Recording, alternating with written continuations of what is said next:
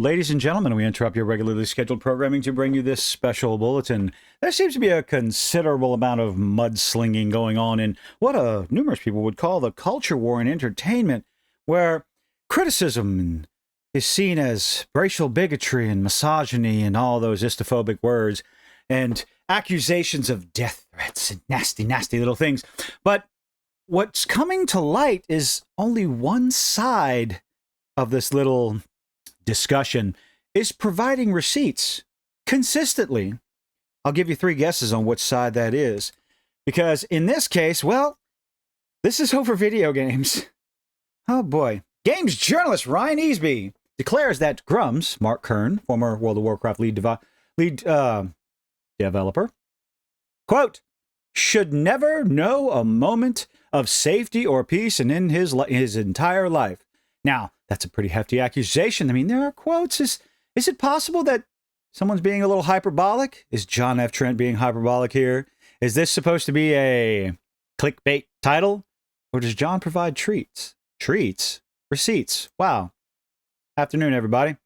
Games journalist Ryan Easby, who has freelanced for various outlets, including NME, how appropriate, PC Games and The Escapist, The Gamer, Gaming Mag... Oh, God. I love that title. Gaming Magazine and others declare that Mark Kern, a.k.a. Grummz, should never have a moment of safety or peace for his entire lifetime. In response to Kotaku senior editor Alyssa Mercante, accusing Kern of lying regarding Call of Duty using transgender-themed bullets as part of its Pride Month gift pack. Wait, how is that a lie? We saw screenshots, like numerous screenshots here. Okay, hold on. I'm a little confused. Were we wrong? Were we incorrect? Do these skins not exist? Has anybody else seen them in the real world? Okay.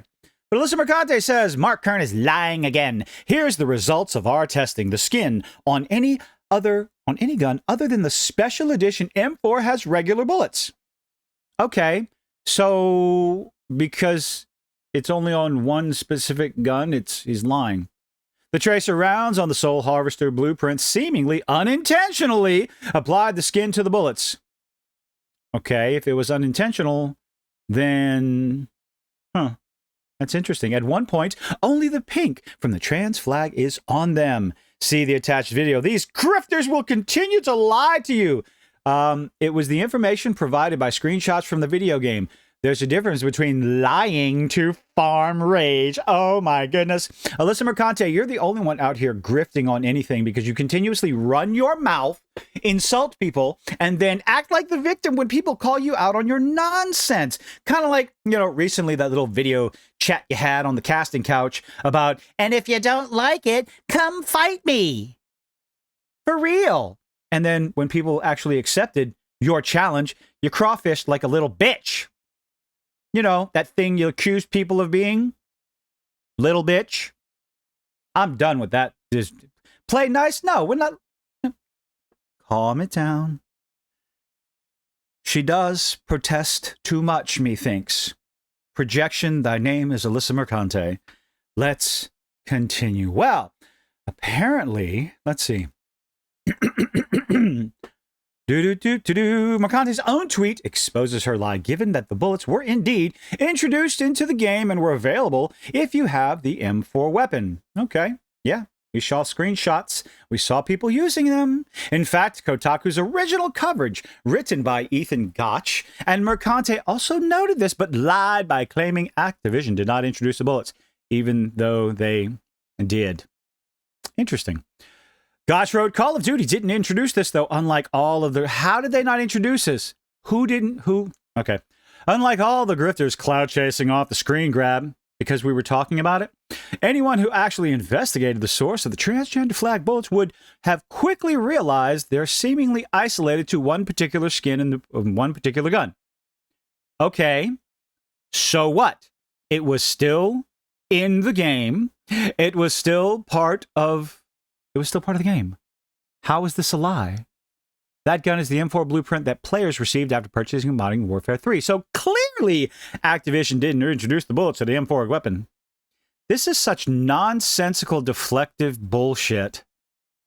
Oh no, it's only available for one gun, so obviously it's not there. That's just okay. Let's keep going. Let's keep going. Nevertheless, Esby, okay, reacted to Mercante's post accusing Grummz of lying by writing. He should never. Oh, of lying by writing. Quote right here, ladies and gentlemen. He should never know a moment of safety or peace in his entire life. I think. To which, of course, Grummz responded, "I tweet about video games. Why does this bother you so much?" And that ultimately, I think, is the genuine question. We're talking about video games, what we like and what we don't like about them. We're criticizing video game models and what some would say defeminization, massive jawlines on Mary Jane Watson. All this, let's see, Eloy. One after another. And there's a recent leak for the X-Men Wolverine, the Wolverine video game that could possibly make it into another video, depending on the leaks themselves. But oh my goodness, what did they do to Jean Grey? Once is a coincidence. When it starts happening 3, 4, 5 times with female characters, it is intentional. But I digress. We're talking about video games, video game stories. We're talking about television, movies, writing, and yet constantly under this barrage of he should never know a moment of safety, having actors and actresses do car videos to criticize fans because they don't like your nonsense, or music videos from pretentious twats talking about oppression when you came. Okay, that's a whole nother story. It has nothing to do with video games. And yet we're constantly being accused of being racists and bigots and transphobes and istophobes and all this other nonsense when we are criticizing a story, we are criticizing a character, when we are criticizing a video game. But we are the bad guys, ladies and gentlemen, in this lovely little chapter of Gamergate 2.0. Let's see. Easily,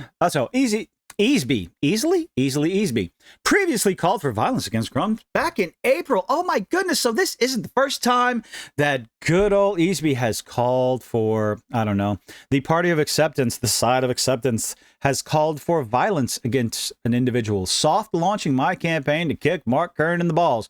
Now, obviously that's a joke. Seriously, we all know it's a joke from a lowly little bridge troll. But this part, he should never know a moment of safety or peace in his entire life, I think. That should not be taken as a joke. That's a serious threat, I think. Grummz has been getting a lot of threats like that, a lot of statements like that people are saying, it's like, don't take it so seriously. Well, it's always a joke until that last time that it's not.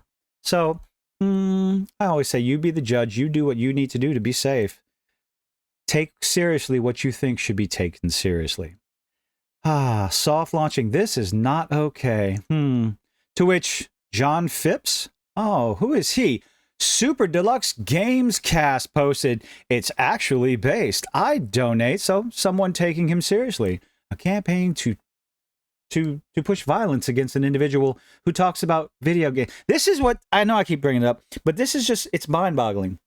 You can disagree with someone without calling for violence against them. It's actually a pretty good thing. If you disagree with someone on their opinion, bring up that disagreement. Have a discussion. We used to have those a long time ago. We never resorted to violence, and when we did, it was over in, however long it took to beat the crap out of one another, or one person to beat the nonsense out of the other one. And, well, most guys actually became friends after that. But it never escalated too far after that, normally.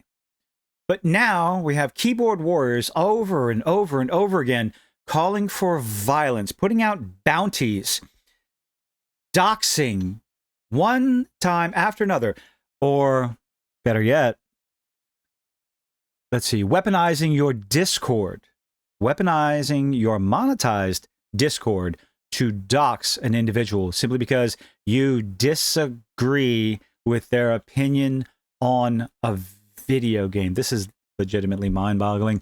Easby is no stranger to making unhinged comments such as these. Back in March, he posted, quote, if there's one thing to take away from this last week, it's that gamers don't deserve video games. Oh, of course we don't, because you don't like our opinions. Oh, this is where we're going. Just send them to a construction yard or something instead, because, what? Easby also reportedly claimed that you cannot be... I don't even want to read the rest of that. What did he say? Let's be clear about this. Ryan Easby Games. It's weird. If you were truly based, you know it's unequivocally and provable that racism against white people doesn't exist. Because Caucasian is not a race, of course. No matter how much a mob of angry community noters want you to think. Well, one day your IQ will be above room temperature and you'll understand that, well, you can't be racist. Jesus. He doubles down. What else we got here? Oh, you silly. You can't. Oh, triples down. What we got? Let's see. Are we just quadrupling down?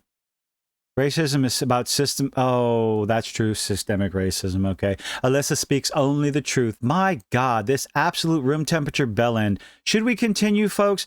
No, I don't think I want to because, well, I like my brain inside my skull because it's starting to ooze out. This lovely little gentleman, probably a bastion of the community, Ryan Easby, so-called, well, he's a game journalist, so why am I not surprised? Boy, oh boy, calling for violence. But hey, you look at the receipts, you make the decision for yourself. We'll just go ahead and add him to the oh so wonderful list of eloquent, understanding, acceptable people, so to speak.